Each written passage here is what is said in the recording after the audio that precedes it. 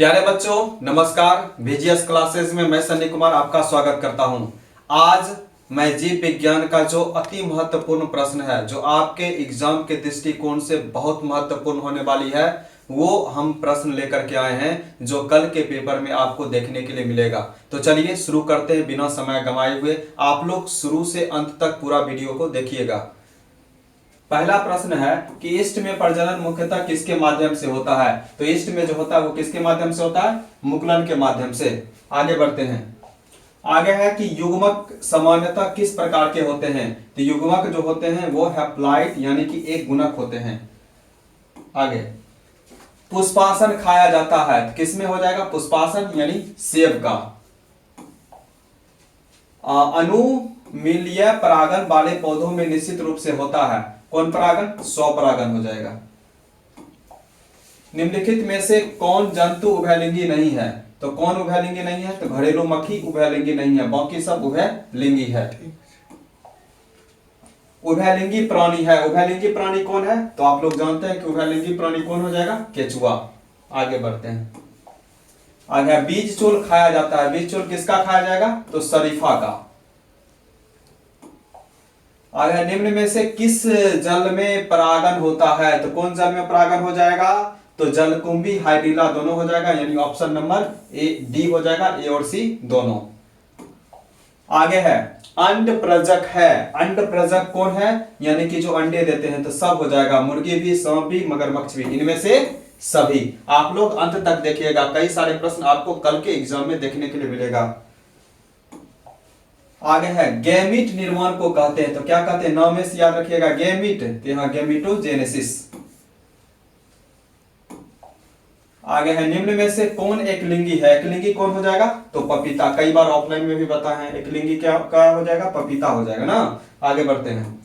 आगे है कि मानव रुधिर यानी एबी वर्ग में क्या होता है? एंटीबॉडी अनुपस्थित होगा, ऑप्शन नंबर बी। आगे है मेंडल ने प्रस्तावित किया था, क्या किया था बताइए? अनुवांशिकता का नियम। अगला प्रश्न है अनुवांशिकी का जनक किसे कहा जाता है? तो ग्रेगर जॉन मेंडल को। आगे क्रॉसिंग ओवर किस अवस्था में होता है? तो किसमें? पैकिटीन में, याद रखना है आपको। आगे ऑपेरोन मॉडल प्रस्तावित किया था। ऑपेरोन मॉडल किसने प्रस्तावित किया था? तो जैकब तथा मोनार्ड ने।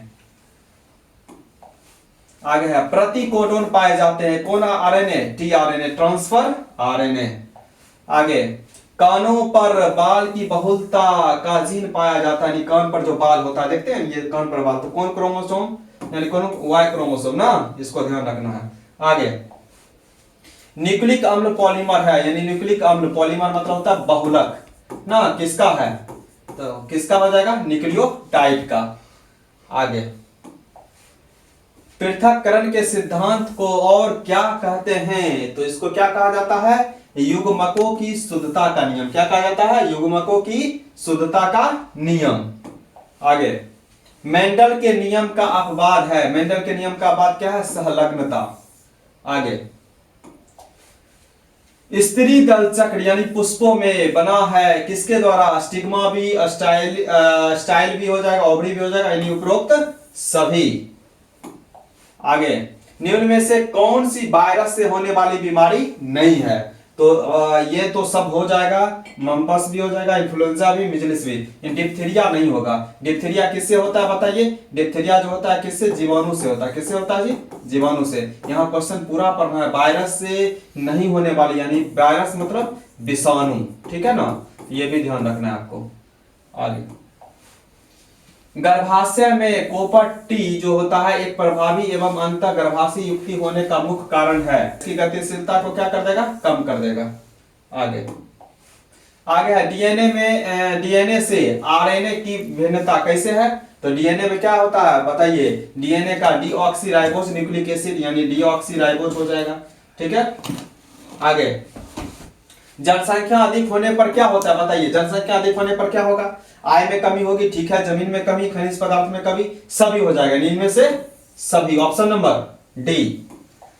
आगे है, वीर्य को किसमें हिमीकृत किया जाता है? तो जो लिक्विड नाइट्रोजन होता है अर्थात तरल नाइट्रोजन में, एकदम वीवीआई ध्यान रखना है। आगे, यौन संचारित रोग कौन है? यौन संचारित रोग तो क्या हो जाएगा? गोनेरिया, इसको भी ध्यान रखना है आपको। आगे, निम्न में से किसको कॉपर्टी रोकता है? किसको? आरोपण को। ठीक है, ऑप्शन नंबर बी। आगे, 21वें गुणसूत्र के ट्राइसोमी को कौन सी आनुवंशिक बीमारी होती है? कौन हो जाएगा जी? Down syndrome. Down syndrome option number D. आगे है, इनमें से कौन सा रक्त समूह सार्वभौमिक है? ठीक है, क्या हो जाएगा? ओ। क्या हो जाएगा? ओ। आगे है, एक संकरण क्रॉस का फिनोटिपिक अनुपात क्या हो जाएगा? बताइए क्या हो जाएगा? एक संकरण में हो जाएगा तो 3:1। द्विसंकर क्रॉस में क्या हो जाएगा? इसका 9:3:3:1। इसको याद रखना है। आगे है, वर्णांतता में रोगी नहीं पहचानता है। वर्णांतता में क्या नहीं पहचानता है? लाल तथा हरा रंग में विभेद नहीं कर पाता है। ठीक है ना। और प्राथमिक रंग भी याद रखना है। कौन सी हो जाएगा? प्राथमिक रंग। तो याद रखना है एक ट्रिक, निहाल। क्या याद रखना है? निहाल। निहाल मतलब नी फोर नीला, ह फोर हरा और ल फोर लाल। ठीक है ना। टेलीविजन में जो यही प्राइमरी रंग होता है। आगे, मेंडल ने प्रस्तावित किया था किसका नियम? आनुवंशिकता का नियम। आगे, आनुवंशिकी के जनक है, लगता है एक रिपीट प्रश्न है ना, मेंडल हो जाएगा। इसको तो अभी बते भी किए थे। आगे है, क्रॉसिंग ओवर किस अवस्था में होता है? किस अवस्था में हो जाएगा? ये भी पैकेटोन में हो जाएगा। आगे, मेंडल ने चयन किया था कौन मेटल? The garden metal. इसको भी याद रखना है। आगे है, इनमें से कौन सी गलत जोड़ी है? तो याद रखना है आपको एटीजीसी ना, एटीजीसी एडेनिन जो होगा थायमिन के साथ, ग्वानिन जो होगा वो साइटोसिन के साथ। तो ये तो ग्वानिन साइटोसिन के साथ है, ये है। ये भी एडेनिन थायमिन भी है। और ठीक है, और इसके जगह पर यूरोसिल आता है, लेकिन थायमिन और यूरोसिल ये नहीं होगा। ऑप्शन नंबर क्या हो जाएगा? डी। ठीक है, गलत जोड़ी कौन है? तो ऑप्शन नंबर डी, टी बराबर यू। आगे, डीएनए सांचे पर आरएनए के निर्माण को क्या कहते हैं? तो क्या हो जाएगा? इसको ट्रांसक्रिप्शन कहते हैं। Option number B. कई बार ये प्रश्न पूछा भी गया है। यूरेसिल किससे संबंधित है? बताइए, यूरेसिल किससे संबंधित हो जाएगा? थायमिन के जगह पर क्या आ जाता है? यूरेसिल। किस में आ जाता है? बताइए। यूरेसिल तो आरएनए। किससे? आरएनए। ध्यान रखना है।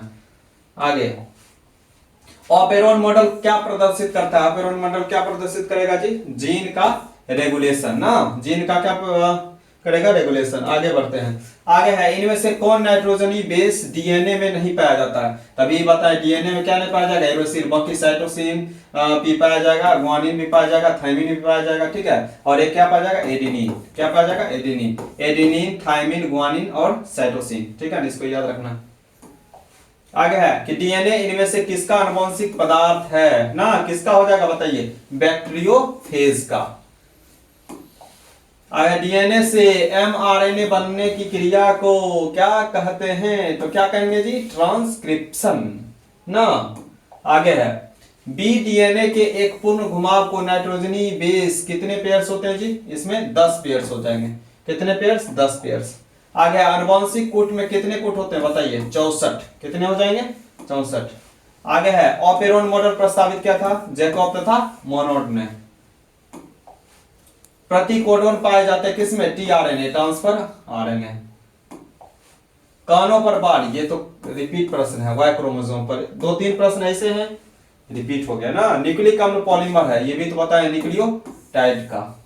आगे, शरीर के बाहर होने वाले निषेचन को क्या कहते हैं? In vitro. ये तो उत्तर भी दे दिया ना, इन विट्रो। आगे है कि बी लिम्फोसाइट का निर्माण कब होता है? एकदम वीवीआई, अस्थि मज्जा। कल के पेपर में ये प्रश्न पूछने की प्रबल संभावना है, अस्थि मज्जा।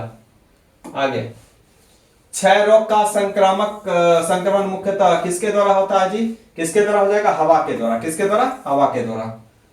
आगे, अफीम किससे प्राप्त होता है? पापावर सोमनीफेरम फेरम से ना, सोमनीफेरम से। आगे है, तंबाकू से के सेवन से शरीर में कौन सी उपापचयी परिवर्तन शीघ्र परिलक्षित होता है? तो क्या हो जाएगा? उद्दीपन के रक्त स्राव, व्यक्ति के रक्तचाप तथा हृदय का स्कंदन, ये दोनों हो जाएगा। इनमें से दोनों, ए और बी दोनों हो जाएगा। आगे है बैसिलस थुएंजिस द्वारा, हाँ क्या हो जाएगा, स्रावित आविष प्रोटीन इनमें से कौन सा है, कौन प्रोटीन, क्राई प्रोटीन। ऑन्कोजीन तो कैंसर, इनमें से कौन जीवाणु जनित रोग हो जाएगा, जीवाणु जनित रोग, सब जीवाणु जनित रोग है इनमें से सभी। इस टिक याद रखना, पंडित का टिक नींव है, बैक्टीरिया, बैक्टीरिया मतलब बैक्टीरिया।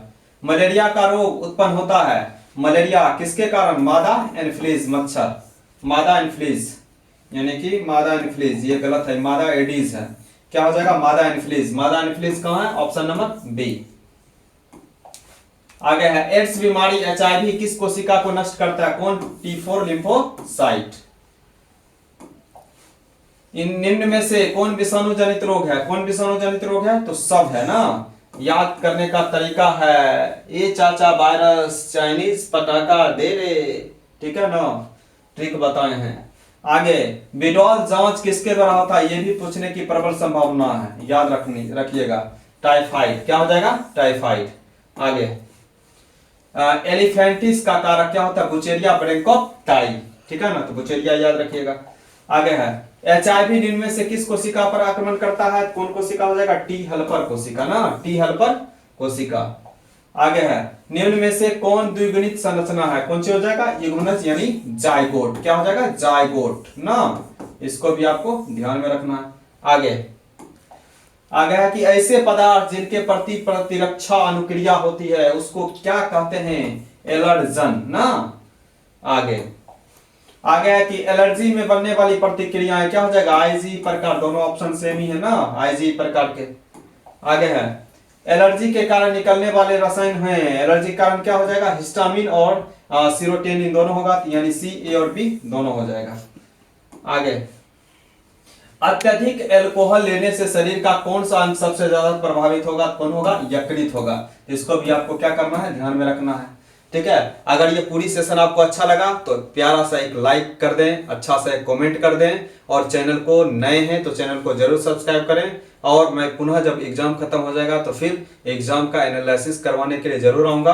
तब तक के लिए धन्यवाद, मिलते हैं फिर अगले वीडियो में।